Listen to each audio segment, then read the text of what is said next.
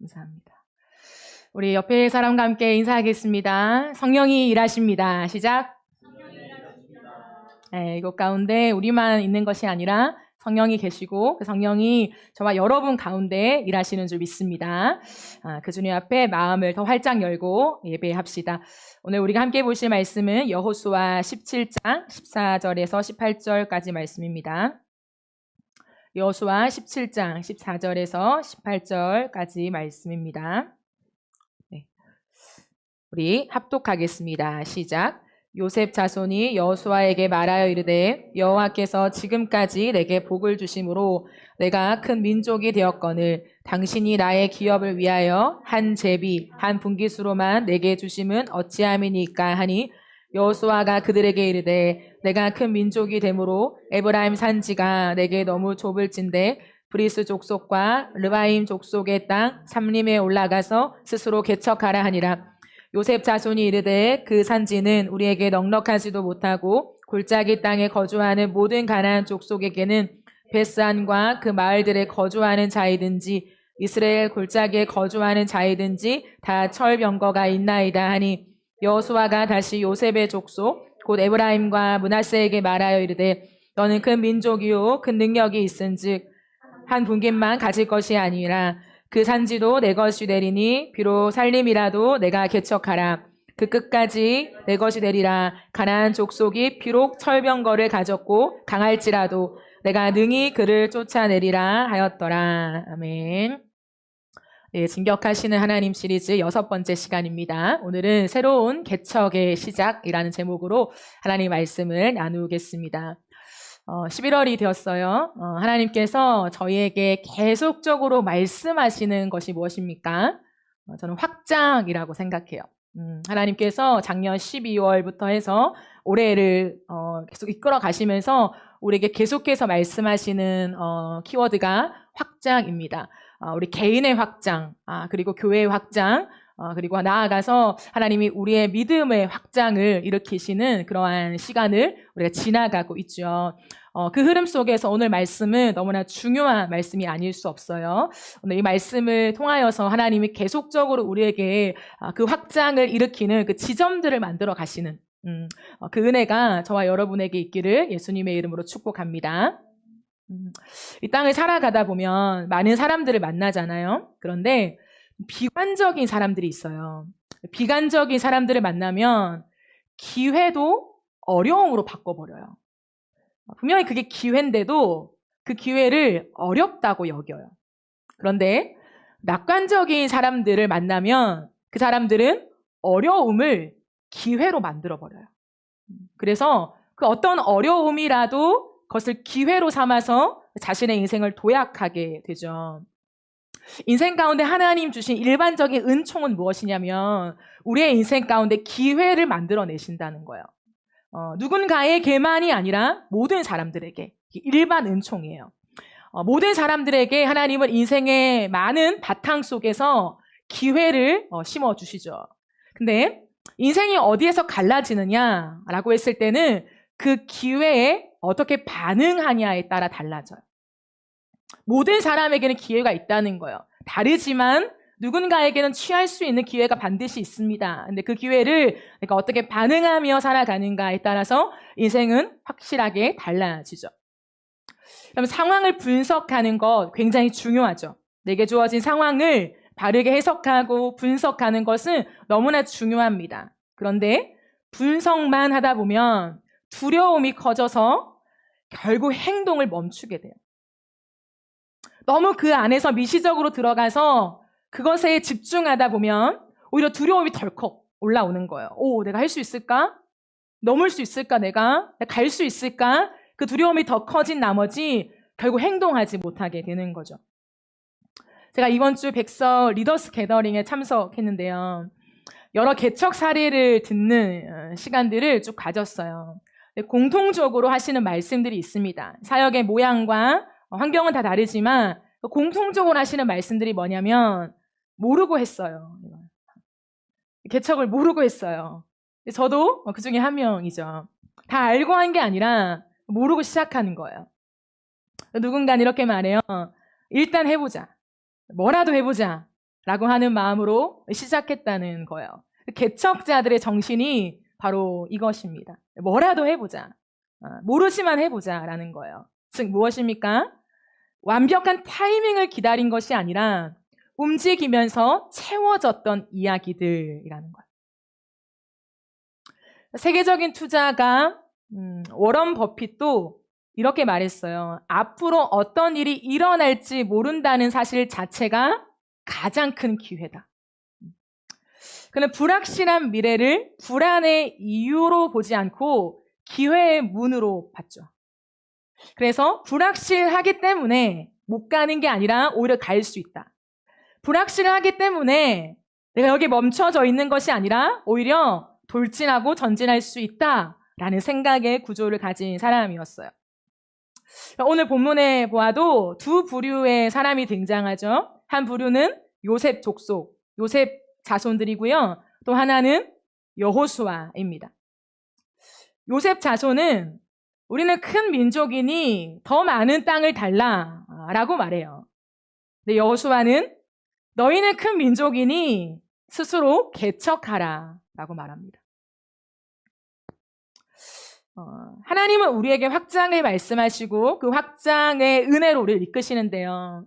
그 확장을 위해서 반드시 필요한 한 가지가 있습니다. 그것이 뭐냐면 사고방식의 전환이에요.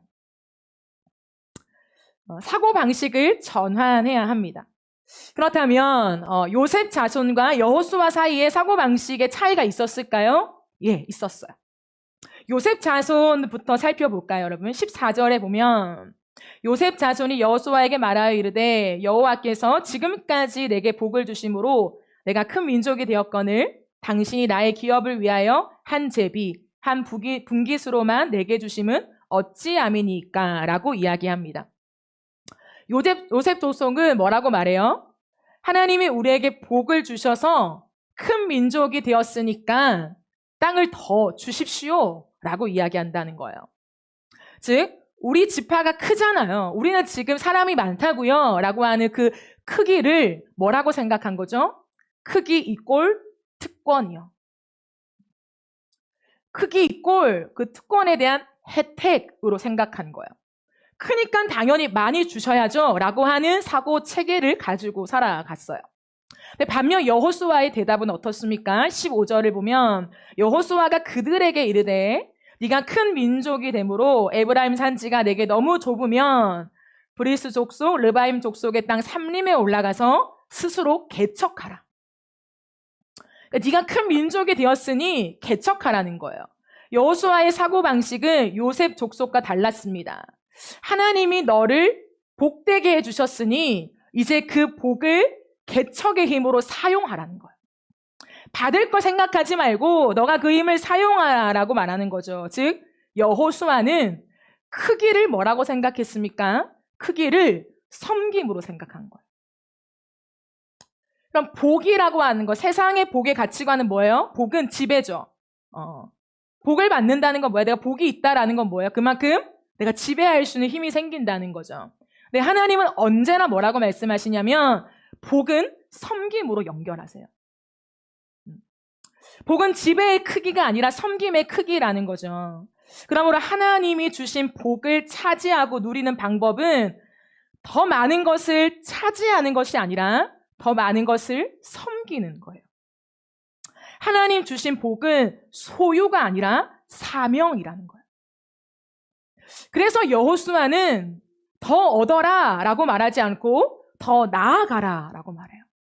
너의 것을 가지고 더 풀어가라 라고 이야기하고 있다라는 것이죠. 그러면 사고방식이 무엇입니까? 사고방식. 사고방식은 단순한 생각의 차이가 아니에요. 너의 생각과 내 생각이 차이가 있네. 이런 생각의 차이가 아니라요. 사고하는 틀, 사고하는 습관을 말해요. 즉 생각의 습관이죠. 그러면 생각도 습관이 있어요. 내가 생각하는 대로 생각하죠. 습관을 만들어서요. 생각의 루트가 있다는 거죠. 그것을 사고방식이라고 합니다. 그러니까 같은 상황을 보고도 다르게 생각을 거쳐간다는 거죠. 같은 상황임에도 불구하고 어떤 사람은 불평을 하고요. 어떤 사람은 그 상황을 가능성으로 봐요. 우리가 너무 잘 아는 말 있죠. 반이나 있다라는 것과 반밖에 없네라고 하는 말. 그 차이는 무엇일까요? 사고 방식의 차이라는 거야. 그냥 어떠한 물을 봤을 때 내가 툭 하고 나온 그냥 지금의 어떤 반응 정도가 아니라 반응을 넘어선 사고 방식이라는 거야. 내가 어떻게 사고 체계를 가지고 있느냐에 따라서 물을 봤을 때도 반이나 있네, 반밖에 없네에 대한 확연한 다른 모양을 낳는다라고 하는 거예요. 그래서 사고 방식은 굉장히 중요합니다. 사람들은 세상은 우리에게 환경과 조건이 중요하다고 얘기하죠. 그러나 더 중요한 건 뭡니까? 상황과 조건이 중요하지만 더 중요한 것은 사고 방식이에요. 그 환경과 그 조건을 바라보는 눈인 거죠. 해석하는 틀이라는 거예요. 틀. 요셉 자손이 불만을 품었어요. 그 이유가 무엇일까요? 하나님의 복을 받았는데 정말 유례 없는 다른 지파와 다르게 하나님이 진짜 약속하신 복을 주셨어요. 그럼 창세기에 보면 야곱이 아들들에게 축복하잖아요. 요셉에게 주신 축복이 뭐예요? 너는 담을 넘는 가지가 될 것이다. 담장을 넘어서 뻗어나가는 가지가 될 것이다 라고 하는 복을 주셨어요. 정말 그 복이 이루어진 거예요. 요셉 지파는 너무나 풍성하고 강성해져서 요셉 지파 하나로 만들지 못하고요. 요셉의 아들 에브라임과 므낫세의 지파로 나뉘어졌어요. 그러니까 사실은 이스라엘의 12지파라고 하지만 그 12지파 안에는 요셉 족속은 2지파나 있는 셈이죠. 그러니까 굉장히 부강해졌고 풍성해진 그런 은혜를 누리고 있단 말이에요. 이만큼 모든 지파를 통틀었을 때 하나님의 그 축복, 보이는 가시적인 양적인 축복도 많이 받은 족속인데 왜 그들은 불만을 품었을까요? 이 불만의 근원은 무엇이냐면 상대적인 결핍이었어요. 앞서 말한 대로 그들은 2지파를 형성했어요. 지파가 커요. 근데 제비를 뽑는데 여호수아가 한 제비만을 뽑아서 한 분깃만 주는 거예요. 왜 그랬냐면 사실은 므낫세 반지파, 그러니까 절반은 이미 동쪽 편을 차지하고 있었죠. 지금 이스라엘 백성들이 싸우는 이 땅은 요단 서쪽이죠. 근데 이미 요단 동쪽을 차지해서 므낫세 절반은 비옥한 땅, 넓은 땅을 이미 차지하고 있단 말이에요. 그래서 분깃이 그렇게 작은 건 아닙니다. 근데 왜 그들은 분깃이 작아요? 라고 생각했을까요? 앞서 자기보다 먼저 분배를 받은 유다 지파를 보니까 자신들보다 적은 지파인데도 불구하고 비옥하고 넓은 땅을 차지하게 된 거예요. 그러니까 거기에 비교해서 봤을 때 우리 지파는 지금 너무 작은데 우리 할당량이 지금 너무 작은 거 아니야? 라고 이야기하게 된 거라는 거죠. 그러니까 상대적으로 자신의 몫이 작게 보였다는 거예요. 결국 요셉 자손은 이렇게 생각한 거예요. 우리는 더 받을 자격이 있는데 왜 이 정도밖에 안 주지? 라고 하는 생각이에요. 이 마음의 뿌리에는 무엇이 있나요? 비교가 있다는 비교. 그럼 비교는 언제나 불만을 낳아요. 비교는 불만을 낳으면서 이 불만은 감사의 시야를 완전히 차단해버립니다. 그럼 사람은 상대적인 결핍과 불만이 생기잖아요. 우리 안에 상대적인 결핍과 불만이 생기면 받을 것을 찾게 돼요. 계속. 챙길 것을 계산해요. 내 몫을 따지게 된다는 거예요. 그래서 왜 나는 안 줘? 이렇게 되는 거예요. 왜 나는 안 줘? 왜 나는 이것밖에 안 줘? 더 줘가 되는 거예요. 그때부터 하나님의 관점이 아니라 사람의 관점이 우리 안에 생기기 시작하는 거죠. 인간의 관점으로 자꾸 보게 되는 거예요. 크면 많이 받아야지. 내가 능력이 좋으면 많이 받아야지. 당연한 거 아니야? 내가 왜 나에게 이것밖에 안 줘? 라고 하는 식의 사고방식이 형성되는 거예요. 그러니까 어떻게 돼요? 내가 마땅히 누려야 하는 혜택이 있는데 그걸 안 받는 것 같으니까 집착하게 되는 거예요. 삶에 형성된 구조가 뭐냐면 내가 받을 혜택, 내가 당연히 마땅히 받아야 될 혜택이라고 하는 것이 사고 방식이 되는 거예요. 이게 내 구조화되는 거예요. 그래서 그 혜택이 주어지지 않으면 불만이 생기죠. 그 불만이 있음에도 불구하고 채워지지 않으면 어떻게 될까요? 자기 연민에 빠지는 거예요. 나는 왜 이걸 못 누리지? 다른 사람들 보니까 이 조건에서는 다 이 정도는 누리던데 왜 나는 못 누리지? 왜 나는 못 가지지? 왜 나는 저 위치에 못 올라가지? 왜 나만 그래? 라고 하면서 나를 굉장히 연민하게 되는 거야. 나를 굉장히 불쌍하게 보게 되는 거예요. 나만 그 혜택을 못 받았다. 나만 못 누리고 있어. 라고 하는 자기 함정에 갇히게 되는 거예요. 그러니까 스스로를 굉장히 비하하게 되는 거예요. 그때부터 오히려. 나를 낮게 보는 거예요. 스스로가 스스로를 높이지 못하는 거죠. 그렇다면 이 사고방식을 전환하기 위해서 우리에게 무엇이 필요할까요? 오늘 여호수아는 이 사고방식을 전환시키기 위해서 요셉 족속에게 아주 중요한 조언들을 던집니다. 사고방식의 전환을 피해서 우리 가운데 필요한 것은 뭐냐면 새로운 길을 내는 것이에요. 요셉 족속이 이렇게 말하죠. 그 산지는 우리에게 넉넉하지도 못하고 골짜기에 사는 가나안 사람들은 철병거를 갖고 있습니다. 라고 말해요. 요셉 자손은 무엇을 탓합니까? 환경을 탓하는 거예요. 그래서 탓을 하는 거예요. 탓을. 산지가 좁아요. 이건 뭐예요? 환경 탓. 가나안 족속은 강해요. 이건 뭐예요? 사람 탓. 그들은 철병거를 가졌어요. 이건 뭐예요? 조건 탓. 탓을 찾는 거예요. 이것 때문에 안 돼. 저것 때문에 안 돼. 다 안 돼. 라고 하는 그 탓을 찾는 거예요. 왜 그럴까요? 왜? 요셉 자손의 인식 구조, 이 사고 방식의 중심에는 무엇이 있냐면 문제 중심적인 사고가 있는 거예요. 문제를 꼬집어내는 것, 문제를 보는 것에 대한 사고 방식이 있는 거예요. 그러니까 이 많은 환경 속에서 무엇이 보여요? 문제가 보이는 거예요. 내가 하지 못할 문제들이 더 집중적으로 내게 와닿는 거예요. 그러니까 탓을 하게 되죠. 문제가 보이니까 탓을 하게 됩니다. 탓을 하니까 어떻게 돼요? 문제가 강화되죠. 이 문제는 너무 커. 내 인생에 지금 산적해 있는, 내 앞에 있는 이 문제는 쉽사리 해결될 수 없어. 그러니까 난 안 돼. 난 지금은 어려워. 이 바위를 치우지는 못할 거야. 라고 하는 식의 사고를 계속 가지게 되는 거예요. 그러니까 해결이 안 되죠. 문제를 너무 크게 보니까 해결이 안 되는 거예요. 그 문제만 보이는 거예요. 문제만. 그러나 여호수아의 사고는 달랐어요. 여호수아는 문제에 집중하는 것이 아니라 감사에 집중했어요. 여호수아는 뭐라고 했습니까? 너희가 많은 복을 받았다며, 하나님의 유례 없는 그 축복을 받았다며, 그러니까 그 감사를 가지고 개척해봐.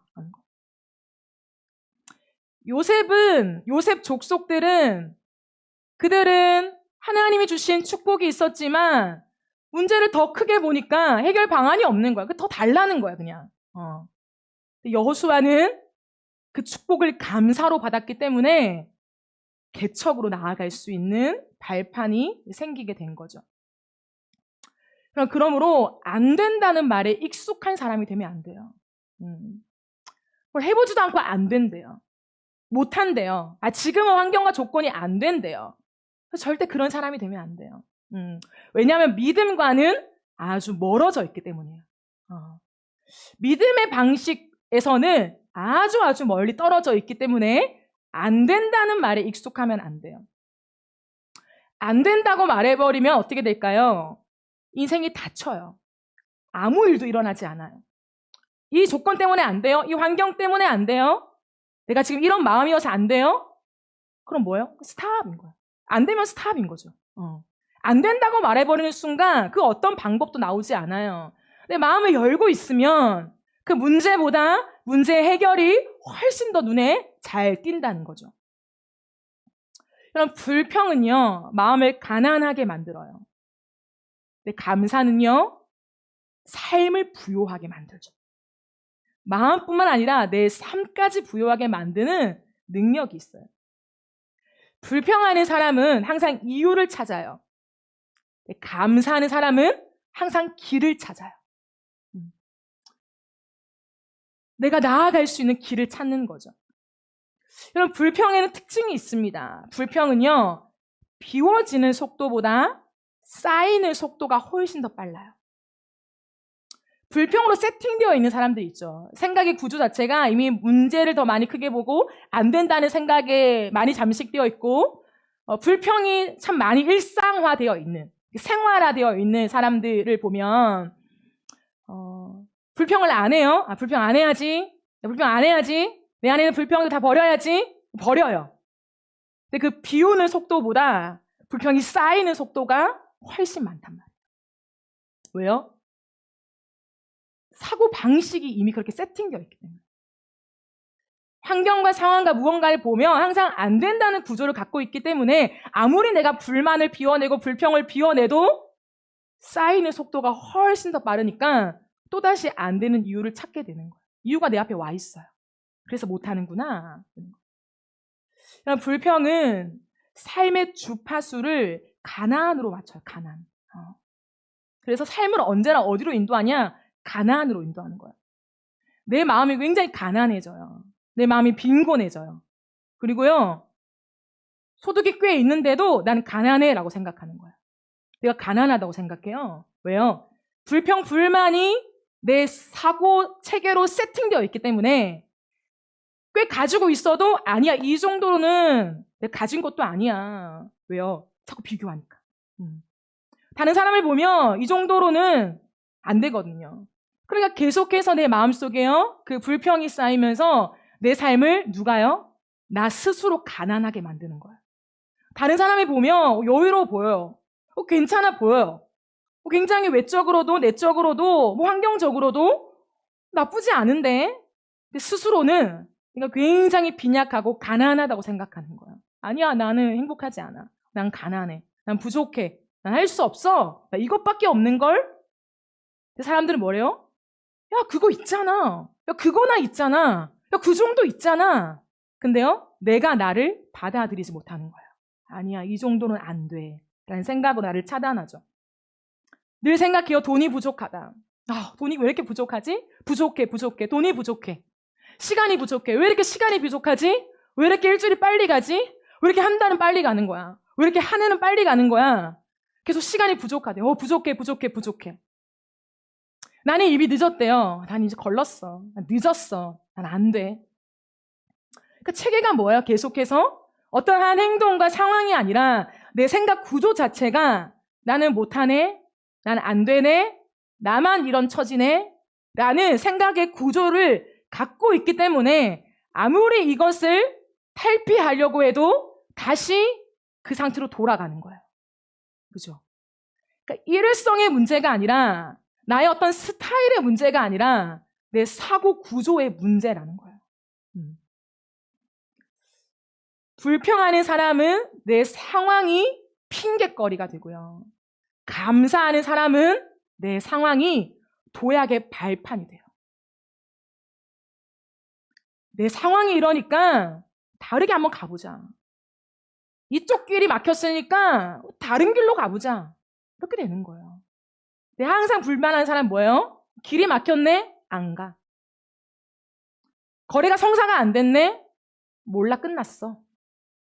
이렇게 가는 거야. 사고 구조가 내 인생을 완전히 바꾸는 거죠. 요즘에 김연경 선수가 감독이 되어서 이렇게 예능에서 많이 뜨고 있잖아요. 근데 그 쇼츠 하나를 봤는데 그 쇼츠 하나에 이런 말이 있더라고요. 한 선수가 그래서 경기를 하면서 미안해 막 실수하면 미안해 막 이렇게 하니까 미안하다고 하지 마 이렇게 하더라고요. 미안하다고 하지 마 임마 막 이렇게 하더라고요. 그러니까 미안하다는 말을 하지 말라는 거예요. 미안하다는 말에 왜요? 숨지 말라는 거죠. 지금 경기를 뛰고 있는데 이 경기 안에서 미안하다는 말로 내 실책을 무마하고 숨으려고 하지 말고 다시 전진하라는 거예요. 왜요? 선수들에게 뭐가 제일 중요해요? 자신감. 선수들은 실력이 있어도 자신감이 없으면요 못하고요. 실력이 고만고만해도 그 경기 때 자신감이 막 오르면요 자신의 실력을 뛰어넘거든요. 그러니까 김연경은 그걸 아니까 뭐라고요?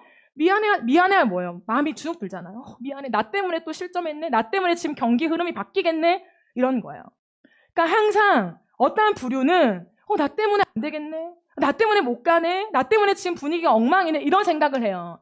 근데 김연경 같은 선수들은 이런 감독들은 어떻게 하냐면 미안해하는 것이 아니라 다시 해보자. 다시 흐름을 만들어보자. 다시 쳐보자. 다시 우리가 팀워크를 만들어보자. 라고 나간다는 거예요. 그러니까 상황 뒤에 숨지 말고 내가 가진 힘을 다해 부딪혀 가라는 거예요. 계속. 길을 만들라는 거예요. 점수를 따게 하라는 거죠. 그러면 생각에는 습관이 있다라는 걸 반드시 기억해야 돼요. 생각도 습관입니다. 내가 평소에 사고하는 대로 생각하고 말하게 되어 있어요. 그럼 바쁜 일상에 지쳐서 많은 사람들은요, 쉼을 원하죠, 쉼. 지금 이 시대에 우리의 키워드가 뭐예요? 쉼이에요, 쉼, 사실은.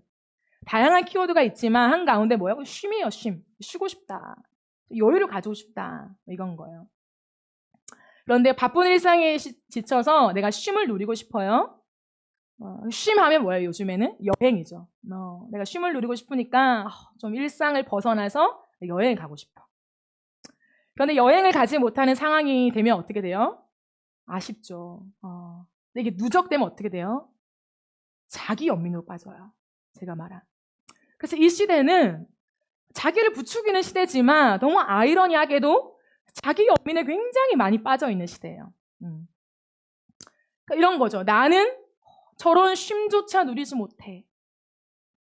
나는 저 사람들처럼 2박 3일도 내지 못해. 가까운 일본도 가지 못해. 나는 정말 쉼이 없어. 내 인생엔 여유가 하나도 없어. 라고 생각하는 거예요. 자기 연민이에요. 왜 그럴까요, 여러분? 왜 그럴까요? 왜 쉼을 못 누릴까요? 왜 쉼과 여백에 대한 이 토로 사람들은 갈증을 느낄까요? 그럼 잘 생각해 보면요. 내가 생각하는 쉼이라고 하는 틀은 뭐냐면, 이 프레임이 있어요. 틀은 뭐냐면, 일상을 벗어나는 거. 여행을 가는 거. 그러니까 나의 틀이 있어요. 쉰다고 하는 건 말이지, 이런 거야. 라고 하는 내 틀을 갖고 있어요. 그러니까, 쉼을 못 누리는 것이 아니라, 정확하게 말하면, 내가 생각하는 쉼을 못 누리는 거죠. 그러므로 쉼을 누리려면 쉼에 대한 틀을 바꾸면 돼요. 쉼에 대한 틀을 바꾸지 않고 내 인생에 여백이 없다고 하면요, 자기 연민에 빠지는 거예요. 나는 그것도 못하는 사람이 되는 거예요. 난 너무 불쌍하다. 내 인생 너무 불쌍해로 가는 거죠. 그럼 제가 이번에 게더링에 갔는데 분명히 주최 측의 목사님께서 저에게 이랬어요. 개척한다고 다들 너무 힘드신데 와서 좀 쉬세요. 그랬어요. 다들 쉬는 줄 알고 갔단 말이야. 그래도 뭐 일정이 있지만 그래도 서로 막 얘기하고 이런 시간이 많대요. 그래서 대화도 하고 이렇게 뭔가 진취적인 얘기도 하면 그냥 좋겠다라는 기대를 갖고 갔는데 제가 첫 번째 순서였어요. 저는 거의 정확하게 15분을 지켰습니다. 한 교회의 사례가 뭐냐면 사례의 시간이 15분으로 측정되어 있거든요. 다른 분들은 이제 30분, 40분까지 늘어나는 거예요. 계속 말씀을 하시는데 너무 은혜롭지만 너무 피곤한 거죠. 주일날 사역을 다 마치고 와서부터 시작해가지고 계속 일정이 딜레이가 되는 거예요. 그러니까 쉬는 시간도 이제 없는 거예요. 막 없애고 뭐 한 번 딱 이게 10분 주고 막 이러니까 사람들이 이제 그때부터 쉬러 온 거 맞아? 맞아? 막 이렇게 이제 장난식의 그런 말투로 막 이야기하게 되었어요. 제가 아무리 봐도 일정이 더 빡빡해지면 졌지 더 느슨해지진 않을 것 같은 예감을 딱 가지게 된 거예요. 그럼 쉼이 없잖아요. 나에게 2박 3일의 시간이 또 쉼 없네. 또 열심히 또 이 프로그램에 참석하고 놀아야지. 쉬어야지. 아니 참여해야지. 뭐 이런 생각이 들잖아요. 그때부터 제가 한 게 뭐냐면 언제든지 5분이건 10분이건 쉬는 시간을 줄 때가 있었어요. 매번 주진 않아요. 근데 이어갈 때가 있는데 딱 준대요. 그때 어떻게 하냐면 저는 일어나서 나갔어요. 나가서 문을 열면 밖에 나무들이 막 있는 거예요. 그래서 제가 5분, 10분을 나무를 다 보다가 왔어요. 계속. 나무를 보면서 내가 여기 왜 왔지? 하나님 어떤 마음 주시지? 그렇게 5분, 10분 있다가 다시 들어가는 거예요. 다른 분들은 화장실도 가고 간식이 너무 예쁘게 차려져 있어요. 간식도 드시고 대화도 하는데 저는 뭐냐면 나는 쉼을 누리고 싶은 거야, 사실은. 많은 것도 좋지만 내 인생에 좀 내가 쉼을 누렸다, 2박 3일 동안에 쉼을 누렸다라는 걸 가져가고 싶은 거예요. 그러니까 내가 그 쉼을 만드는 거죠. 그러니까 5분, 10분 나가서 나무 구경하고 막 바깥 공기 쐬고 이것 자체가 저에게는 쉼이었어요. 왜요? 내가 쉼이라고 하는 틀을 바꿨으니까. 2시간, 3시간 알아서 수영장 가고 노세요 라고 하는 그 쉼의 틀을 계속 고수하고 있었다면 이번 2박 3일 나는 쉼도 못 누리고 왔네 가 될 거예요. 내가 그 틀을 그냥 부숴버렸어요. 그리고 5분, 10분의 그 쉼을 내가 쉼이라고 갖게 되니까 나는 쉰 사람이 되는 거예요. 뿐만 아니라 제가 저녁 시간에 잠깐 시간을 주셨어요. 그러니까 다들 뭐 얘기하기도 하시고 저도 이제 좀 얘기하다가 이제 각자 방에 가서 쉽시다 이렇게 들어갔는데 제 마음속에 그런 마음이 들었어요.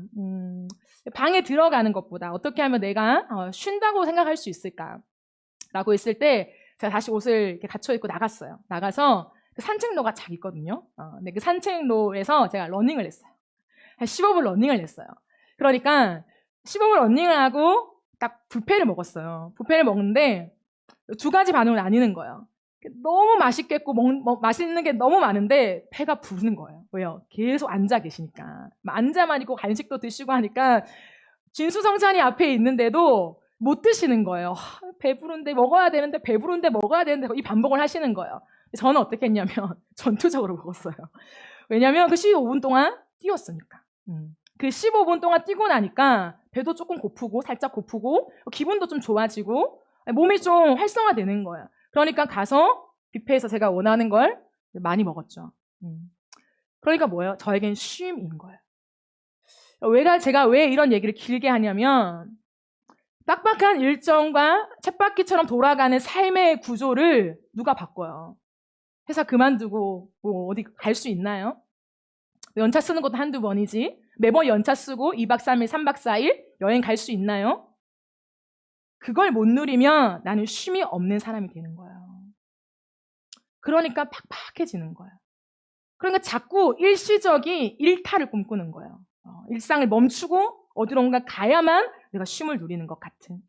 네, 하나님은요, 일반 은총을 주시는데 일반 은총은 뭐냐면 우리 삶 곳곳에 쉼이 있어요. 물론 많은 사람들이 이익을 위해서 자연도 파괴하고 많은 것들을 변질시켜 놨지만 그럼에도 불구하고 하나님은요, 보이든 보이지 않는 많은 환경 속에서 우리에게 쉼을 주셨어요. 왜요? 하나님 자체가 안식이시니까. 하나님과 우리의 관계, 어떤 영적인 관계만이 아니라 우리의 육체, 우리의 삶의 환경 속에서도 하나님은 우리가 숨 쉴 수 있는, 그리고 쉴 수 있는 쉼이라는 것을 허락해 놓으셨어요. 일반 은총의 쉼을 찾아가세요. 내가 생각하는 이게 쉼이야. 야, 이렇게는 쉬어야 쉼이지. 야, 2박 3일 동안 아무것도 안 해야 쉼이지. 그 완벽주의를 내려놓으세요. 쉼에도 완벽주의가 있어요. 이렇게 해야만 쉬는 것 같은, 아니면 쉰다라고 말할 줄도 않는, 거기에 아예 넣지도 않는 그 틀을 깨라는 거예요. 그러면 하나님이 우리의 일상 가운데 쉼을 주시고 위로하시고 우리를 먹이시고 우리의 모든 컨디션을 관리해 주시는 그 하나님의 세미한 손길을 느낄 수 있어요. 그러면 바빠도 괜찮아요. 또 걸어갈 수 있는 거예요. 그죠? 그래서 한 방이 아니라 하나님 앞에서의 그 촘촘한 시간들 속에서 하나님이 수놓아 가시는 그 5분, 10분도 여러분의 것으로 취한다면 믿음의 생각들이 달라지게 되는 거죠. 그러므로 여러분, 여백이 없다고 말하기 전에 여백에 대한 정의를 바꾸십시오. 사랑받지 못했다라고 말하기 전에 사랑에 대한 정의를 바꾸세요. 내가 생각하는 사랑받는 건 이런 모양인 거야 라고 정해두면요, 사람들이 사랑을 해줘도 아니 그건 사랑이 아니야 라고 생각해요. 왜요? 내가 생각하는 사랑받는 건 이 모양이거든요. 이 모양으로 사랑해줘야 사랑이라고 생각해요. 너무 이기적인 거잖아요. 물론 내가 받고 싶은 사랑이 있을 수 있어요. 그죠? 내가 이것을 받았을 때 이건 사랑이야 라고 느끼는 나만의 스타일이 있을 수 있습니다. 근데요, 그걸 뛰어넘어도 사랑인 거잖아요. 그게 아니어도 사랑인 거잖아요. 나는 그것에 더 많은 사랑을 느끼긴 하지만 이것이 아니면 사랑이 아니야. 이 프레임은요, 나를 굉장히 고독하게 만든다고요. 스스로를 고독 안으로 들어가게 만든단 말이죠. 그러면 여러분, 그 프레임을 깨세요. 이게 사랑이야 라는 게 아니라 다른 사람이 나에게 다가와서 사랑이라고 말하는 거, 이것도 사랑일 수 있구나. 저런 표현도 사랑일 수 있구나. 이렇게 나에게 뭐라고 하는 것도 사랑일 수 있구나 라고 하는 사랑의 프레임을 깨부수고 새로운 것들을 받아들일 수 있다면 하나님이 말씀하시는 믿음과 새로운 차원의 삶으로 우리는 나아갈 수 있습니다. 환경의 차이가 아니라 사고방식의 차이라는 거죠. 여러분, 요셉 자손은 왜 안 된다고 했을까요? 충분히 할 수 있는데 왜 안 된다 라고 했을까요? 이것도 안 돼, 저것도 안 돼, 철번 것 때문에 안 돼. 손실을 만들고 싶지 않았기 때문이에요. 더 이상 내 것을 투자해서 전쟁하고 싶지 않은 거거든요. 어려운 상황을 만들고 싶지 않은 거예요. 쉽게 얻고 싶은 거죠. 그럼 어떻게 돼요? 방어 기질이 나오는 거예요. 내 책임을 면할 수 있는 그 방어 기제가 나오는 거예요. 그래서 내 손실을 최소화하고 싶은 거죠. 여호수아는 요셉 지파 출신이었습니다. 다른 지파도 아니고 자기가 속한 지파의 사람들이요, 자기에게 요구한 거예요. 그럼에도 불구하고 여호수아는 자신의 형제들이라고 해서 편파적인 반응을 하지 않아요. 그들에게 조금 더 나은 삶을 제공해 주기를 원하기보다 그들의 확장을 위한 믿음의 도전을 합니다. 자신의 민족이기 때문에 오히려 자신이 가진 힘으로 유익을 주고 싶은 게 아니라 믿음으로 살아갈 수 있도록 하나님의 그 약속을 바라볼 수 있도록 더 엄하게, 더 강하게 그 믿음의 도전을 촉구하고 있어요. 오늘 여호수아가 그들의 인생 가운데 새로운 길을 만들어라. 얻으려고 하지 말고 받으려고 하지 말고 너희가 길을 개척하라 라고 말해요. 그러면서 새로운 길을 내기 위한 개척의 시작을 말해줍니다. 그 시작이 무엇입니까? 작은 움직임이라는 거예요. 큰 결단이 아니라 작은 순종의 연속이 새로운 길을 내는 개척의 시작이 돼요. 18절에 보면 그 산지도 내 것이 되리니 비록 살림이라도 내가 개척하라.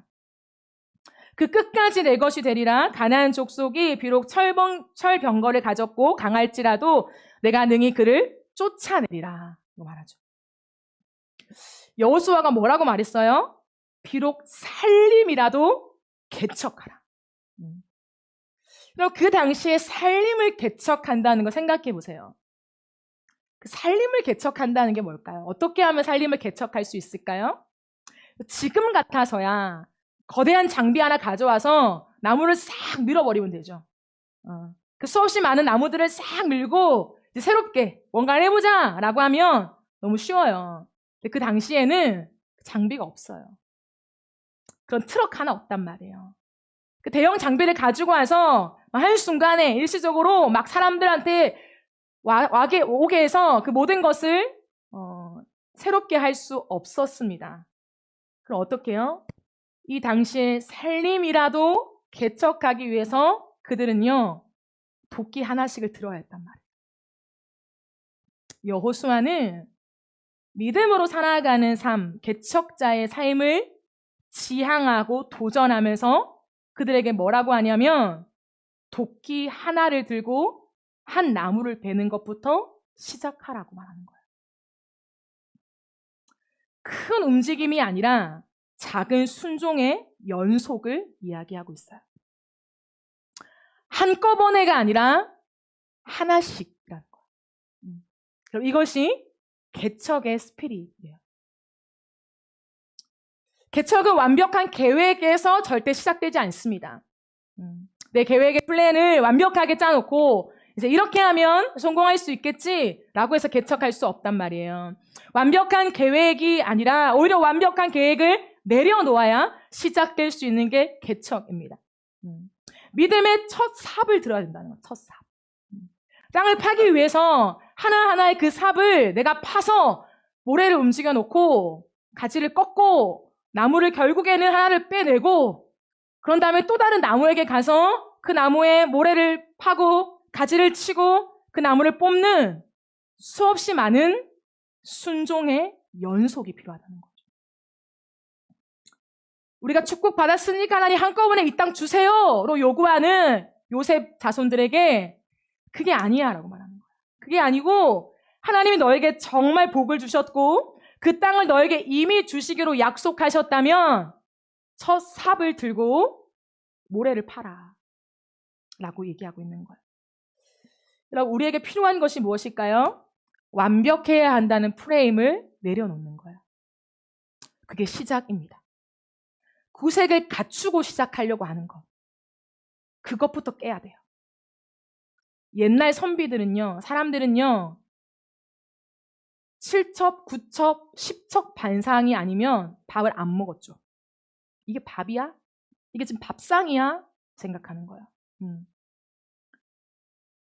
그런 식의 사고 구조면 개척은 절대 못해요. 삶은 새로워질 수 없습니다. 오늘 반찬 하나라도 그 하나의 반찬에 감사하며 먹을 때 하나님은 우리의 인생 가운데 반찬 개수를 늘려주세요. 늘리지 않아도 만족하고 나눠주는 삶을 살아갈 수 있어요. 그리고 반찬 하나가 초라하지 않다는 생각을 가질 수 있어요. 그럼 내가 항상 막 7첩, 9첩, 10첩 반상을 먹고 살아요. 늘 좋은 거 먹고 살아요. 꽉꽉 채우고 먹고 살아요. 누군가가 왔을 때 나는 대접할 게 반찬이 2개밖에 없어요. 그럼 뭐예요? 굉장히 민망한 거죠. 이거 밥이라고 밥 먹나 지금? 밥이라고 이거 대접하나 지금? 막 속에서 열불이 올라오죠. 이 프레임을 깨야 된다는 거예요. 내가 반찬 하나에도 먹을 줄 알 때 다른 사람에게 그 반찬을 나눠줄 수 있어요. 그렇지 않으면 뭐예요? 한 10첩 반상은 있어야 사람을 초대할 수 있는 거예요. 10첩 반상쯤 돼야 이거 먹으러 오라고 말하지. 이거 뭔데 이거 먹으러 와. 이렇게 말하는 거예요. 그럼 뭐예요? 내 삶이 계속 빈약하다는 생각을 하는 거예요. 10가지 정도는 마련해야 되는데. 그 생각을 깨십시오. 많은 청년들이 자꾸 완벽주의를 바래요. 이 정도는 있어야지. 그래도. 그래서 최소한 이 정도는 돼야지. 그럼 최소한 이 정도는 뭐예요? 최소한은요. 1이요. 1. 하나만 있으면 돼요. 옷 한 벌만 있어도 된다고요. 그게 최소한이라고 말하는 거예요. 근데 우리는 뭐예요? 계절별로, 깔별로, 브랜드별로, 스타일별로 일단은 몇 개씩은 있어야 그게 출발점이라고 생각해요. 그러니까 뭐예요? 난 가난해. 난 없어. 쟤는 신상 샀는데 나는 신상도 못 샀네. 이렇게 비교하는 거예요, 여러분. 하나가 있을 때 감사하는 사람. 이게 뭐예요? 비록 살림이라도 개척하는 사람이에요. 내게 있는 것을 나누어 주면서 그 사람과 함께 개척을 할 수 있는 새로운 삶으로 도전할 수 있는 사람이라는 거예요. 아니면 자꾸 조건을 따지죠. 그러므로 여러분 다듬어지지 않는 땅이라 할지라도 하나씩 일구어 가는 걸 연습해 보세요. 뭔가 다 구비하고 생각하려고 하지 말고 뭔가 하려면 장비빨이 있어야지 다 사놓고 보려고 하지 말고 그냥 운동화라도 그 운동화로 풋살 시작하면 된다는 거죠. 옷 다, 유니폼 다 사고 운동화 다 마련하고 여기 낄 거 다 사고 이제 내 축구 시작한다, 풋살 시작한다, 이제 운동 시작하는 거야 라고 하지 말고 그냥 일단 해보면 필요한 거 하나씩 생각나면 구비해 가면 되는 거라고요. 그죠? 그게 뭐예요? 사고방식의 전환인 거죠. 그러므로 여러분 그런 사람은 어떻게 되냐? 길을 가다가 넘어지잖아요. 그죠? 넘어지거나 우리가 무언가를 하다가 시행착오가 일어나잖아요. 그럼 어떻게 하게요? 괜찮다고 생각해요. 근데요, 완벽주의 프레임을 갖고 있는 사람들은요, 길 가다 넘어지잖아요. 더 이상 안 가요. 넘어졌다는 거예요. 한번 실책하잖아요. 그 경기를 절대 안 뛰어, 이제. 난 실책했다 이거예요. 그 굉장히 중요한 원리입니다. 우리의 인생 가운데 살림이라도 개척하는 정신을 가지면 시행착오 속에서도 멈추지 않아요. 왜요? 넘어진 게 중요한 게 아니니까. 자기 연민과 비하에 사로잡혀 있는 사람은 넘어진 게 너무 중요한 거예요. 한 번 넘어진 게 너무 부끄럽고 창피한 거예요. 너무 자존심 상하는 거예요. 그러니까 뭐예요? 또 넘어질 것 같으니까 나 안 해.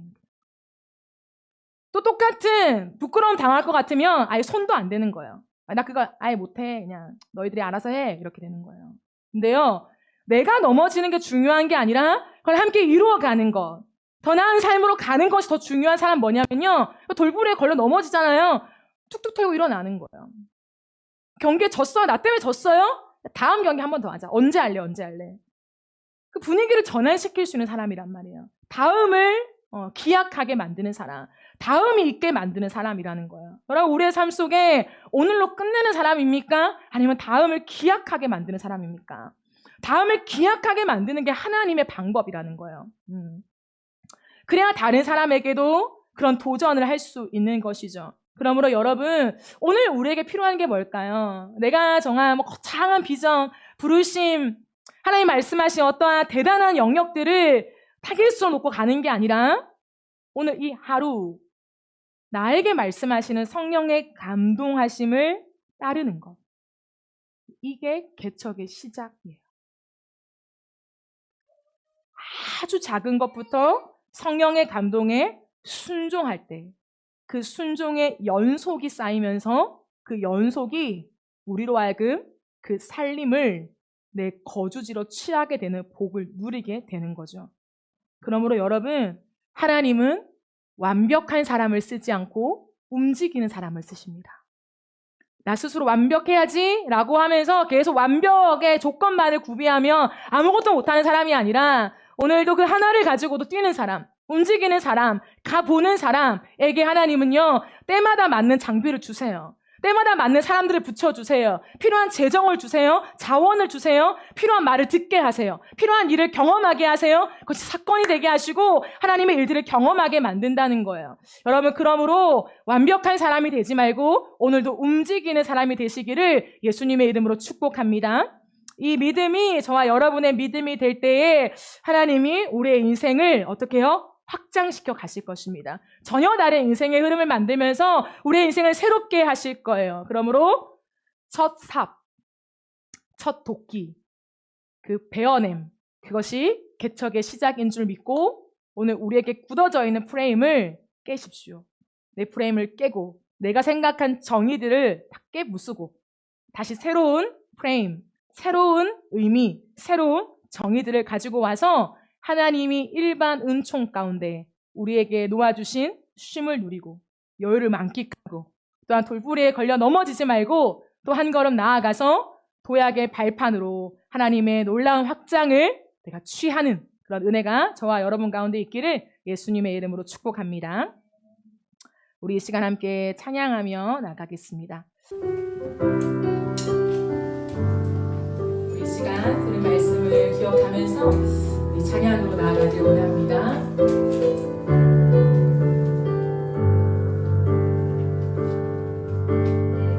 내게 허락하신 시련을 통해 내게 허락하신 시련을 통해 나의 믿음 더욱 강하게 자라나고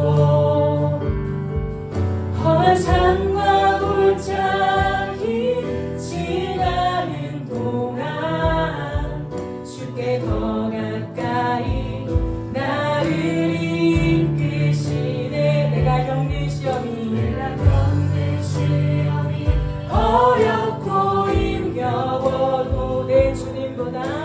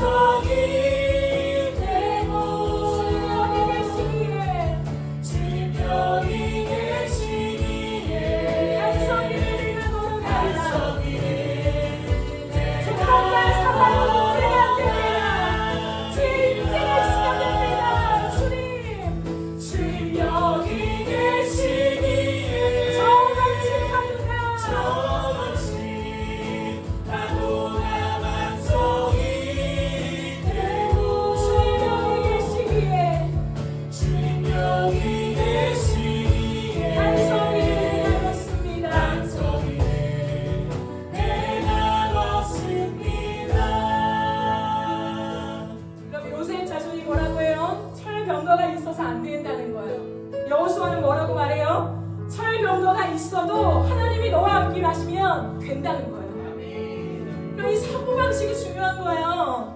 철병거 때문에 안 되는 게 아니라 철병거가 있어도 하나님이 하시는 은혜를 경험하는 게 믿음의 삶입니다.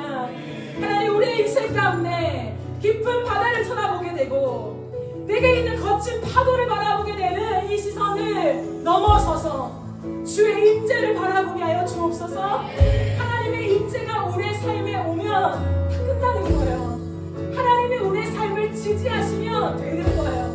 하나님의 약속이 우리의 삶에 기반이 되면 하나님이 이루시는 것입니다. 하나님이여, 그 삶을 나아가게 하여 주시옵소서.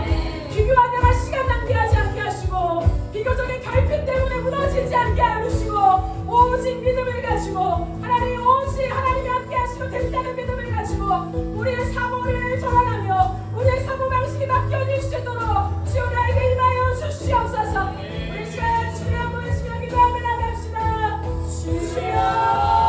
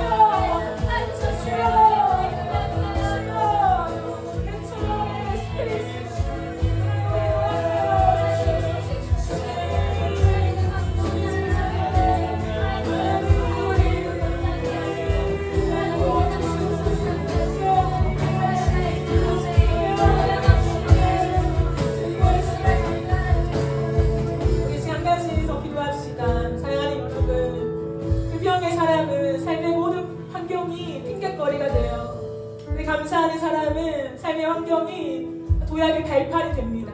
어떠한 환경에도 자라요. 어떠한 환경에도 성장해요. 열악할수록 더 성장해요. 하나님의 은혜를 경험한단 말이죠. 여러분은 불평의 사람입니까? 감사의 사람입니까?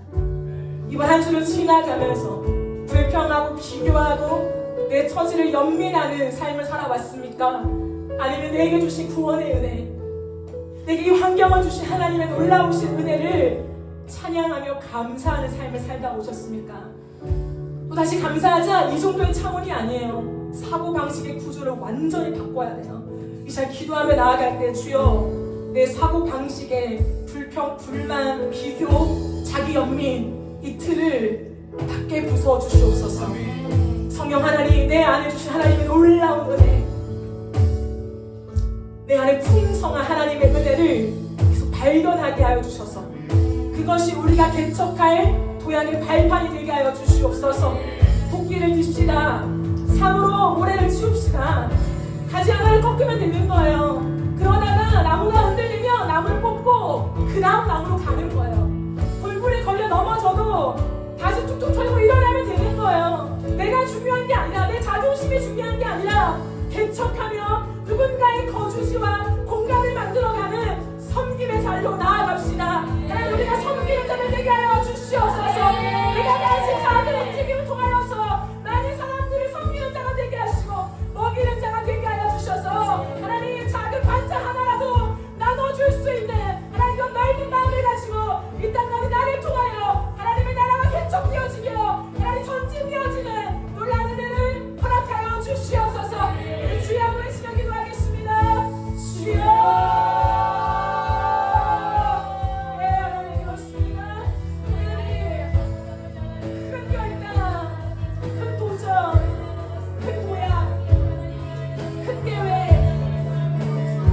확실하게 하고 싶은 마음들, 완벽하게 하고 싶은 마음들, 이왕한다면 처음부터 끝까지 잘해야지 라고 생각하는 우리의 완벽주의적인 성향을 함께 부숴주시고, 시행착오를 용납하지 말고 하나님을 일주하는 하나님, 그 상황을 완전히 바꿔주십시오.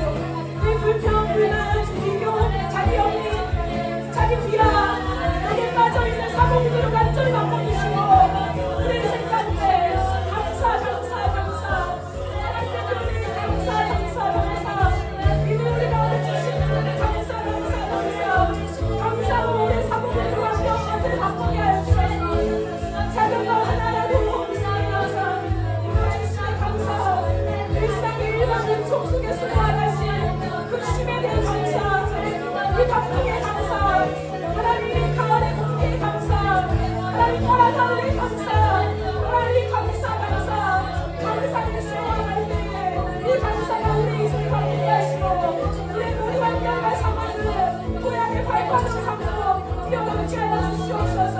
이겨내게 하여 주시옵소서. 하게 하여 주시옵소서. 우리의 인생 가운데 하나님의 은혜가 너무나 크다. 우리의 인생 가운데 주님의 은혜가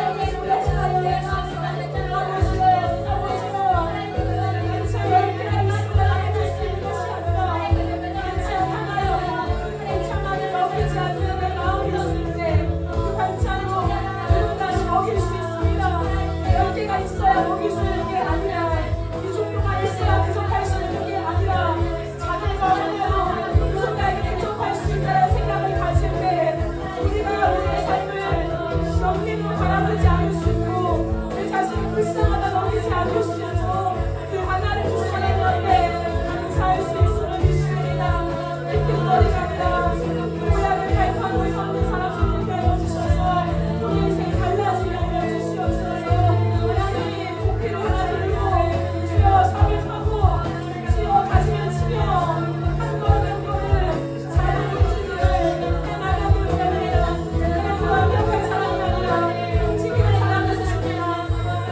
하나님 끊임없이 말씀하시지만 끄떡도 안 하는 사람을 쓰시지 않습니다. 그 작은 말씀을 하나 순종의 영성을 만들어내는 사람, 그 사람을 통하여 하나님이 일하는 줄 믿습니다. 하나님 그 은혜와 그 은혜를 가지고 하나님을 나아가게 하시고 하나님 우리의 인생을 완전히 바꿔 주시고 축복하여 주시옵소서.